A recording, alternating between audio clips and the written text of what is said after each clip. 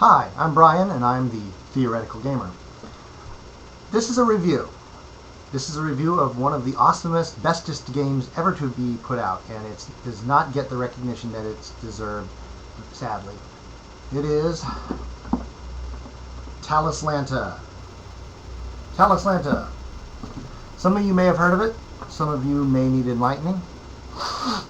It's actually been out a long time and has had a very rocky history. First off, boring history lesson. It was published at first by Bard Games in 1987, which put out 2 editions of it before going out of business. After Bard Games went out of business, the 3rd edition of Talislanta was picked up and published by a young, rinky-dink company that no one's ever heard of called Wizards of the Coast. No, that was not meant ironically. At the time, they were a tiny little company that no one had ever heard of. So, Wizards of the Coast published Talislanta 3rd edition. Then, they invented Magic the Gathering and decided, you know what, role-playing games, we don't need those, and just focused completely on the thing that actually made money, which was card games. It was picked up by Daedalus Games and then Pharos Press. Neither of them actually published anything, really. It was picked up by Shooting Iron, which published the Big Blue Book, 4th edition, the best edition. Even the creator and the creative mind behind Talislanta, Stephen Michael Secchi, says that 4th edition is best edition, the Big Blue Book. 5th edition came out by Morgan Press, and they came up with this brilliant idea of, instead of doing a big book, to publish it in 4 separate hardcover volumes, because everyone loves spending more money. Those are the 2 editions that people like the best, and for different reasons, and I'll explain that later. Shortly, though, a couple of years ago, Stephen Michael Secchi had come to the conclusion that he had basically taken Talislanta as far as it could go, that there was no way to really improve on it or build on it, and he was making money from other sources. So what he did was he basically arranged for a website, Talislanta.com, to be created, all of the books scanned and offered for free PDF download. So you don't have any excuse for not getting it. If you really like hardcover, you can have it printed out, or you can probably find one through used book sources. It is fantastic. Now, Talislanta is the setting. There's a system behind it, and it's a great system, and I love the system. But what makes Talislanta unique is it's the setting. The big slogan that they had back in the day when it was still on when they were doing magazine ads was Talislanta, no elves, which for a fantasy game was a pretty big deal back then. There are no elves, there are no dwarves, there are no orcs, there's nothing of the standard races. There are technically not even any humans. Now, some of your naysayers will come along and say, oh, there are plenty of elves, they're just not called elves. And I've looked through the game, and I've played it several times, and there's nothing that can directly correlate to elf. These people just look at the art and notice that a lot of the characters have pointy ears and say, well, that's what an elf is, right?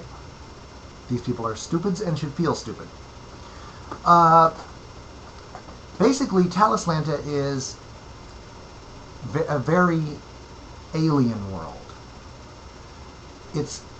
I mean that in a good way. It's not so alien that you can feel that you don't know what's going on, but it's like they're just little things. Like instead of horses, they have these things called equus, which are semi-intelligent cross between lizards and horses.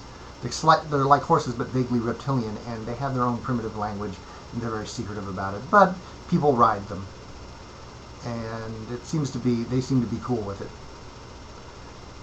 And then there's little stuff like that. Most of the action is meant to center around this area called the 7 Kingdoms, where you have 7 kingdoms. They're not technically kingdoms, most of them, because they don't have kings. They have different forms of government. But hey, why argue semantics? The center of it is Cymril, which is run by these green-skinned the guys called Cimrillions who just love magic. Not all of them are magicians, but a lot of them are, and they just it's almost a fetishistic thing. Talislanta is an extremely high magic world where it's like in a region like Cimril, you're gonna find stores that's right next to the magic school, where like the mage will create like a +1 sword or a little magic item that can change the color of your hair temporarily, and they'll sell them in basically the magical equivalent of the Sharper Image catalog. Everyone has some kind of magical trinket or doodad. It's But if you want something that's really powerful or really game changing, that's going to be a lot more expensive, a lot more rare, a lot more hard to find. But little trinkets are everywhere, at least in certain regions. Then you've got like the different races, like the Ariad, which are a flying bird-like race, which are in the process of devolving into a ground-based race, and they're not really happy about that. There's also the Casimir, which are these kind of shriveled up accountants. They're very devious and sneaky. There's also there's over 50 playable races, and that can be very overwhelming for a lot of people who are new to the game. Like, oh my god, what do I do? One of my favorite races is the Thralls. The Thralls were created centuries before as a kind of magically created warrior slave race. They're basically clones, except for gender differences. They are all completely identical, which means in order to differentiate themselves, they cover themselves with an elaborate system of tattoos, which basically tells their life stories. So Thralls can read these tattoos and look at each other and say, oh yeah, he was born in such and such, and he served in such and such campaign. And they're pretty not very smart in anything except for military or strategic or tactical things, which means they're not like stupid. It's more like they're laser focused. They have no interest or aptitude in anything else except warfare. They have their own country called Taz, which is run like it's in a horribly dangerous jungle, which they like, and their entire system of government is run like a military base. And they're one of the heroes. They're one of the good guy races. They're not because they're not expansionistic warrior, like Klingon. We will destroy, we will conquer. No, they're defensive fighters, and they are very loyal, which means, and they understand that their allies have abilities they don't, like they can't use magic. So they're right next to Cimril, and so they're allies. They they were created as warrior slaves, but they outlived their creators, and now they're pretty much running their own. They're running their own stuff.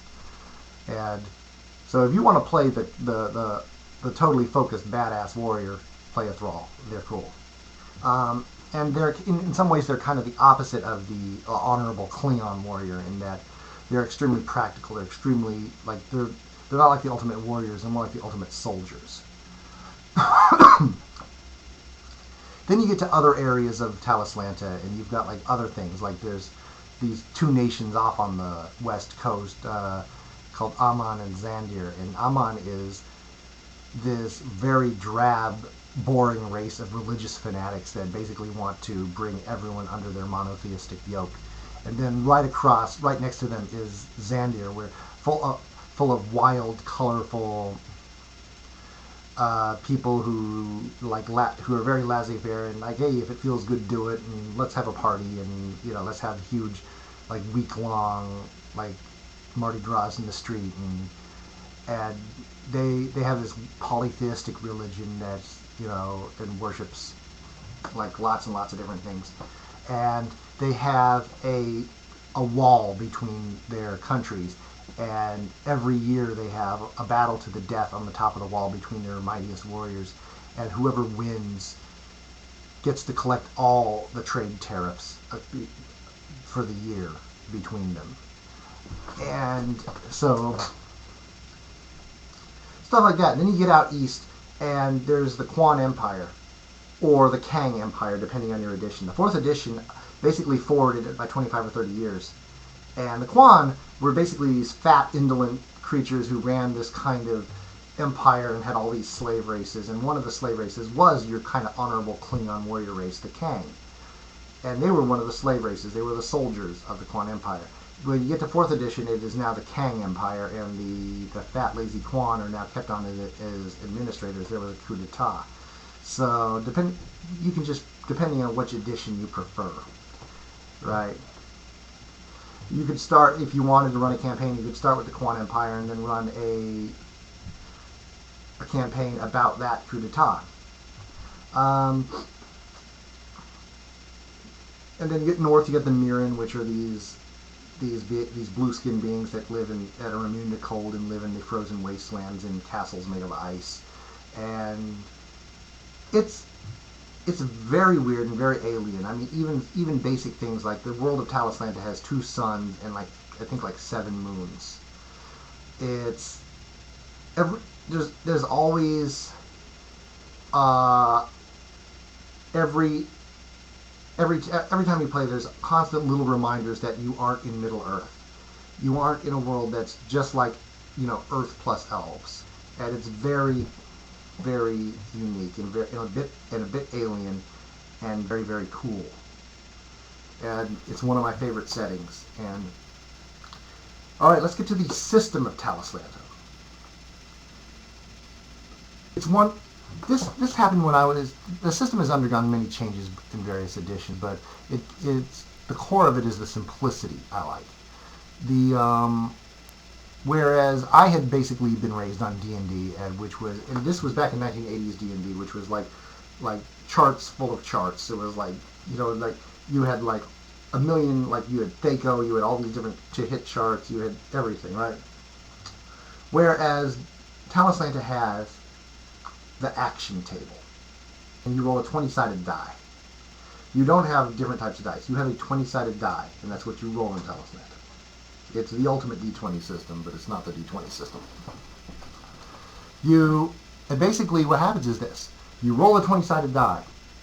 You add or subtract any modifiers, like based on you add any skills you have, you add any stats you have, you add, or subtract or whatever. You add any modifiers that the game master might add on. Then you look at the action table.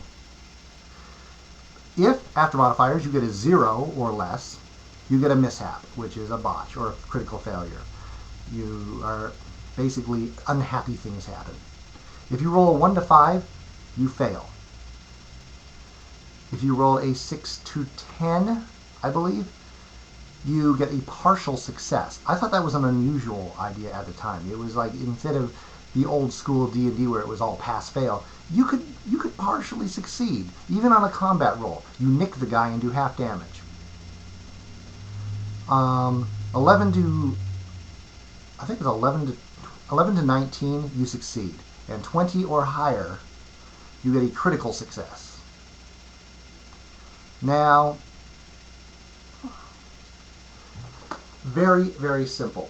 Now, the stats, you have your basic stats like strength, intelligence, charisma, stuff like that, constitution, a few others, right?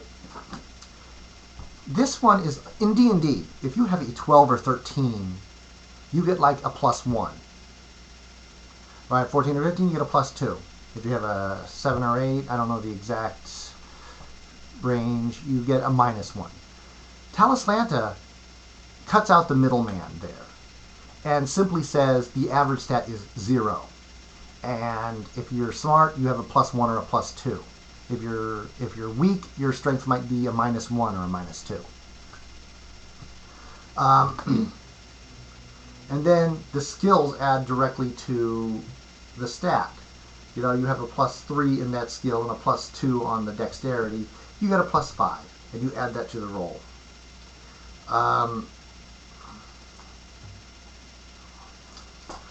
And which means you'll usually succeed at basic stuff, at least partially, and unless there's some kind of modifier that makes the task more difficult.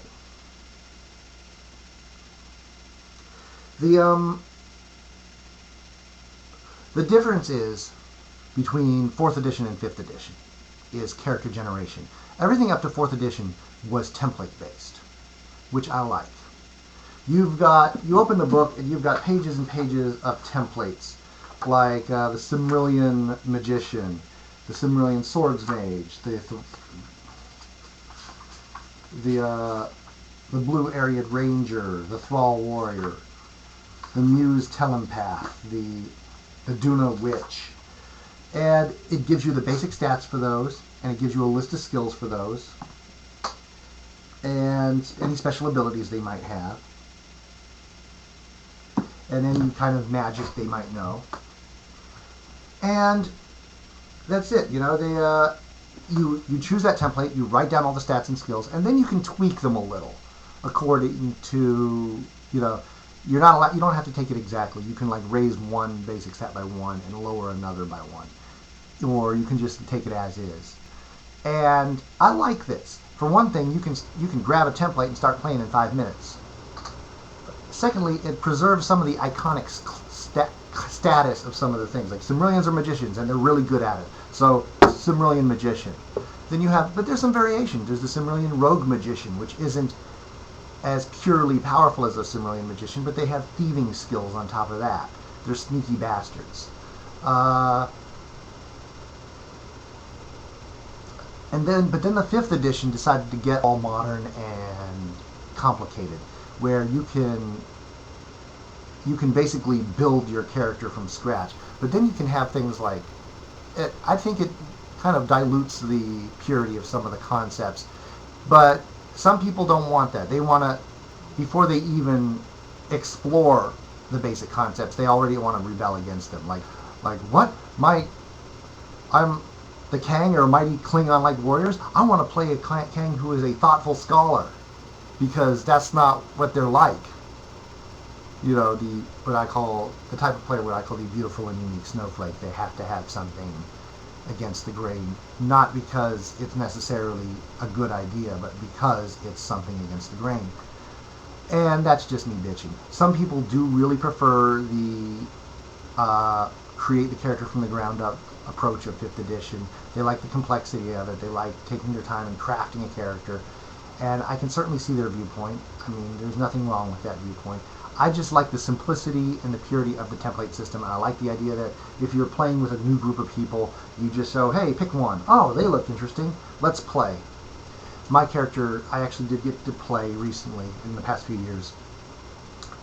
We played on OpenRPG, and it was basically kind of like the text precursor to the Google Plus Hangouts.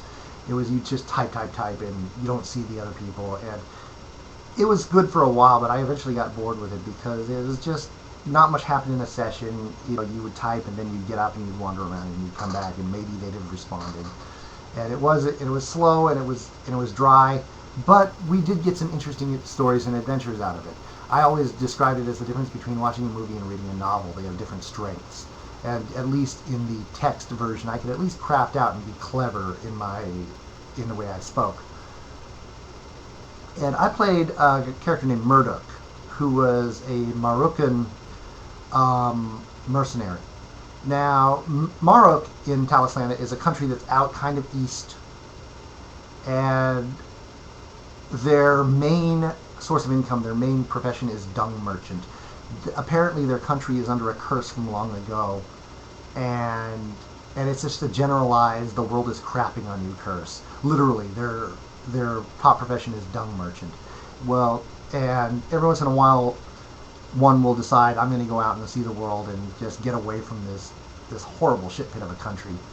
And, so if you want to play the guy who has an endless series of stories about some horrible thing that happened to a relative, oh yeah, well, he was buried under a pile of dung and he died.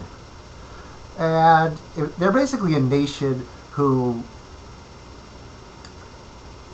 they're basically Marvin the Paranoid Android and Eeyore. That's the entire character of the nation. And if you want to have fun playing that, the Moroccans are the way to go.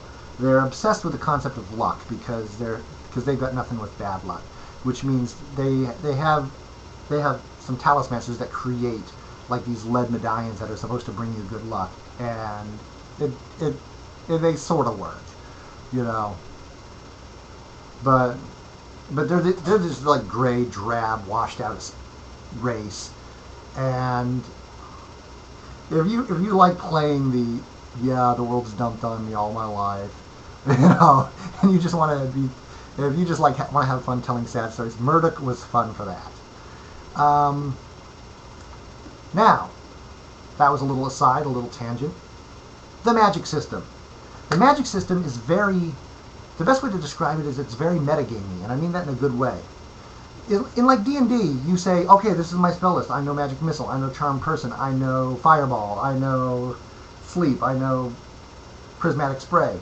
And you know these, your character knows these. When you say, I cast Magic Missile, the character is also saying, I cast Magic Missile. Boom. Right? It's not metagamey at all. It's very much as above, so below. Whereas in Talislanta, it's assumed that your character knows hundreds and hundreds of spells if you're a spellcaster, and that he's learned them over various sources and he's constantly picking them up. However,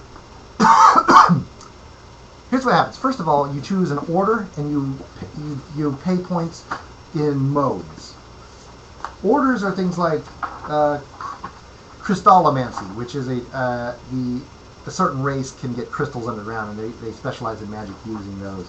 Elemental magic, which is basically what it sounds like: earth, air, water, fire.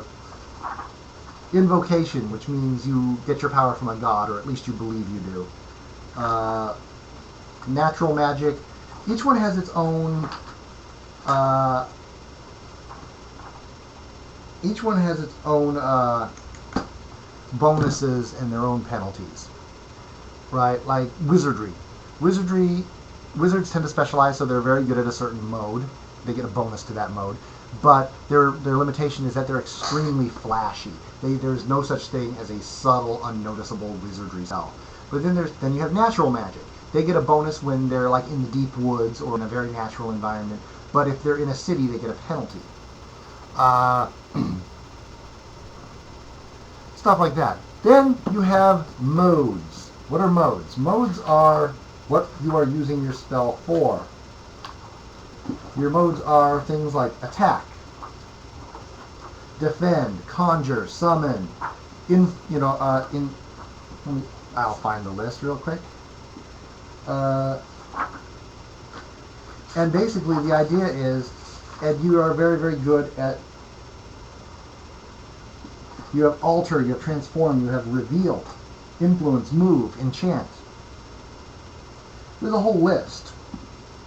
And so that you might have attack +3, you might have a defend +1, you might have summon +2, influence +4. And it basically comes down to, okay, and what it does is, you're assumed to know hundreds of spells, and you figure out the end result of the spell. Like, okay, I summon rocks. Okay, that sounds like conjure. Rocks appear. You conjure rocks from nowhere. Okay, but if you say, I summon rocks above their head and it falls on them, that's attack. I summon rocks to fall between me and my opponent to deflect their blows. That's defend. Right? It's stuff like that. It's and it's very metagamey, and it's not always entirely realistic, but it works. Because you have to use the end result, because otherwise someone might try to game the system and try to munchkin it and say, okay, I'm going to get summoned, so I summon demons to do my bidding. I summon demons to possess someone and make them obey me. I summon demons to attack someone. No. If you summon a demon that appears, claws up someone's face, and they vanish, that's an attack spell. If you summon a demon to possess someone and make them obey you, that's an influence spell. So you have to determine the end result. And it's a weird system that allows for creativity, because if you want to invent a spell, like, I summon Mordenkainen's falling rocks, boom!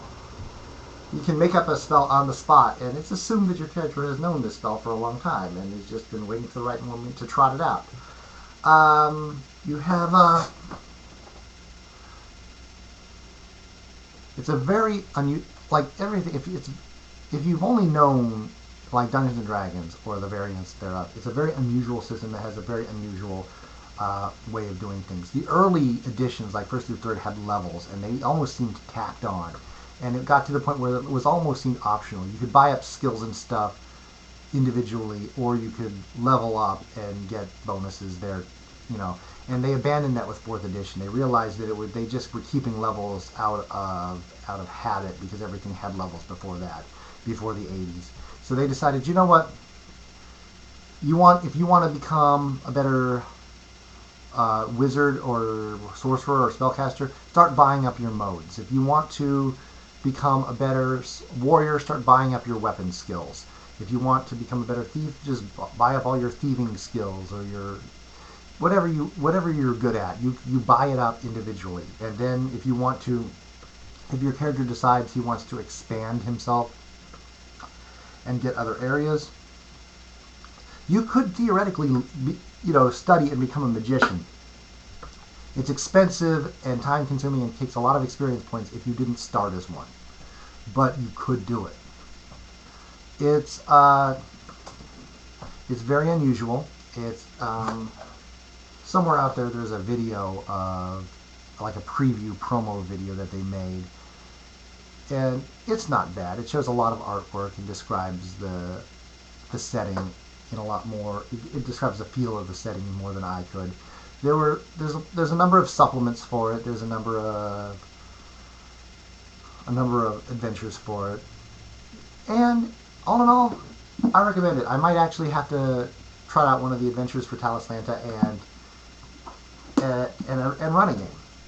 I'm gonna have to seize up for it. It's actually the system is very simple and easy to learn, but it's also a very good system. Anyways, take a look at it. It's at talislanta.com. You can download them for free, and I suggest that if you want to download all of them because you like the idea, if you're like me, you got that collector's urge when you got to get them all, go for it. But my personal recommendation is to focus on the Big Blue Book, 4th edition. That is where it really peaked. 5th edition, if you like the idea of more detailed character generation, check it out. Peace out.